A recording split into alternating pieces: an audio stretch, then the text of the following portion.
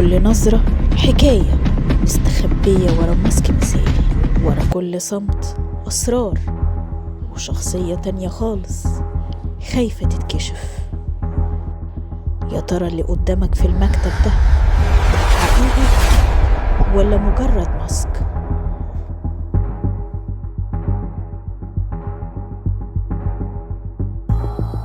أهلا بيكم. النهاردة هنقلع الماسكات دي مع بعض ونشوف التعابين اللي لابسين بدل شيك في مكاتبنا في كتاب Snakes in Suits. جاهزين؟ يلا بينا.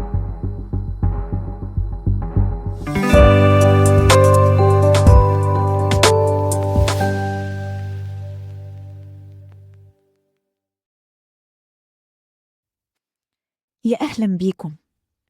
كم مرة اتخدعت في زميل ليك في الشغل؟ كم مرة فتحت قلبك لحد في الشغل وكنت حاسس إن هو قريب منك وبيحبك، يضحك في وشك، يعزمك على قهوة كل يوم، وتكتشف فجأة إنه مش زميل ولا صديق، ده تعبان حقيقي لابس بدلة شيك بيجمع معلومات ومستني اللحظة اللي يلدغك فيها.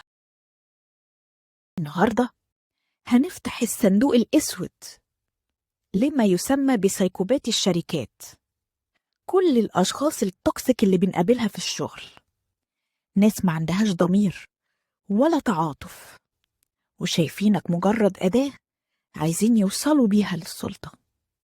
قلبكم جامد؟ يلا بينا.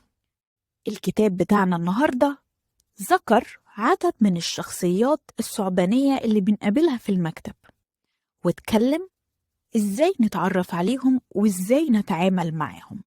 لكن خلينا نتفق إن كلهم بيشتركوا في الخطوات الأولى، وهم إزاي يصطادوا ضحاياهم. أول خطوة عندهم كلهم بتبقى غالباً مرحلة التقييم. يراقبك علشان يعرفك، يقراك، يعرف نقط قوتك ونقط ضعفك.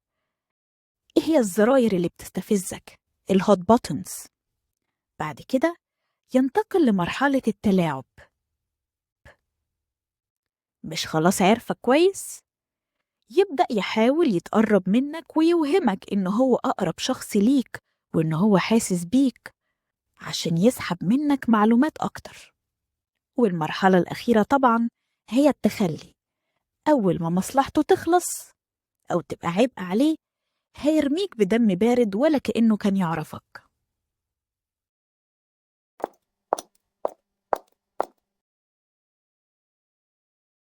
أول شخصية معانا الكتاب ذكرها شخصية المحتال أو النصاب، ده مانيبيليتر. ده البرنس أو البرنسيسة اللي لسانها حلو، بتعتمد على الكاريزما والقدرة الرهيبة على الكذب عشان تبني فقاعة من الثقة حواليها ويخليك أو تخليك تصدقه حتى لو كذبه مفضوح. الشخصية دي الحل في التعامل معاها هي سياسة الورقة والقلم والتوثيق. أي كلام يتقال في اجتماع أو غير اجتماع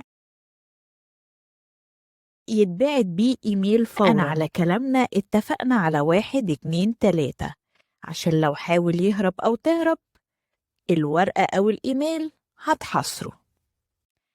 الحاجة التانية المهمة في التعامل مع الشخصية دي هو إنك ما تنجرفش ورا قصص المظلومية، لأنه محتال بارع في استدرار عطفك.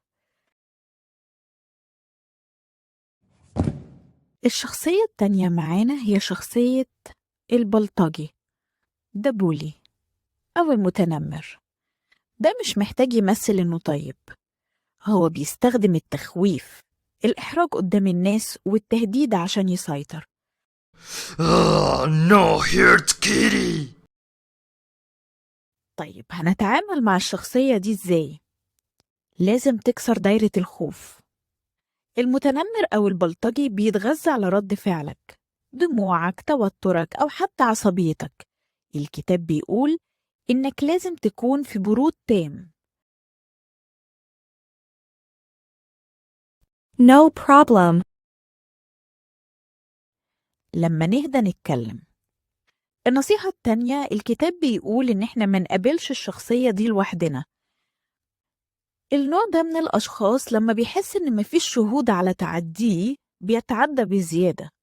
حاول دايما تخلي اجتماعاتك معاه في مكان مكشوف أو بوجود أطراف أخرى. ودلوقتي نيجي لأخطر وأذكى شخصية ذكرها الكتاب، وهو The Puppet Master، محرك العرائس. وده طبعا من اسمه مش بيواجهك وش لوش زي البلطجي أو النوع اللي قبله، هو بيشتغل في الضلمة، بيستخدم التلاعب بالمعلومات عشان يخلي الناس تصطدم ببعضها وهو بيتفرج من بعيد. وكيفية التعامل مع الشخصية دي هي الشفافية المطلقة. واجه اللعبة بالحقائق العلنية. لو قالك مثلا فلان زعلان منك، روح لفلان قدامه وقوله سمعت ان في سوء تفاهم، خلينا نحله دلوقتي. الحركة دي بتشل حركته تماما، لأنه بيعتمد على إنك هتخاف تواجه. افتكر، خيوط محرك العرائس ضعيفة جدا قدام الحقيقة المباشرة. أول ما تلاقي حد بيحاول يمشيك في سكة السرية والواقعة، اقطع الخيط على طول. وبكده يبقى ذكرنا أهم 3 شخصيات ذكرهم الكتاب. وإلى اللقاء في حلقة جديدة من الكتاب بيقول.